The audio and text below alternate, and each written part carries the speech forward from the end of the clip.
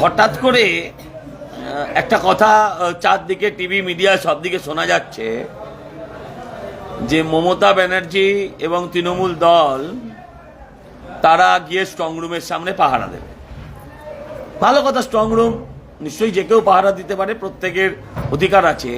কিন্তু মজার বিষয় যেটা, এটা তো এতদিন বিরোধীরা দিত এ রাজ্যে, তো মমতা ব্যানার্জি এখন দিচ্ছেন কেন? তার মানে কি বিরোধীরা, মানে আগামীর বিরোধীরা অ্যাডভান্স কাজ শুরু করে দিল? মানে মমতা ব্যানার্জি বুঝতে পেরেছেন যে উনি আর 4-5 দিন আছেন মাত্র।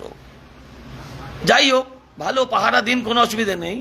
কিন্তু স্ট্রং রুমে যে কোনো গন্ডগোলের সম্ভাবনা আছে, এটা আমরা যেটা বলতাম এতদিন, সেটা আগামীর বিরোধীরা আজকে প্রমাণ করে দিলেন। এবং ওনারা খুব তাড়াতাড়ি সেই স্ট্রং রুমের সামনে বসে আরেকবার প্রমাণ করলেন যে সরকার হিসেবে যাই হোক, ব্যর্থতা যাই করে থাকুন, অপদার্থতা যাই করে থাকুন, বিরোধী হিসেবে ওনারা কিন্তু বেশ তাড়াতাড়ি কাজ শুরু করে দিয়েছেন। এটা কিন্তু আমাদের প্রত্যেককে মানতে হবে।